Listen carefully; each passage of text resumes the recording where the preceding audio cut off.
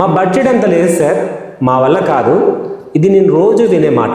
ఒక్కసారి నేను చెప్పే ఈ లెక్కలు చూస్తే మీ మైండ్ సెట్ మొత్తం మారిపోతుంది. నా దగ్గరకు వచ్చిన వాళ్ళకి మీరు రెంట్ ఎంత పే చేస్తానని అడుగుతాను.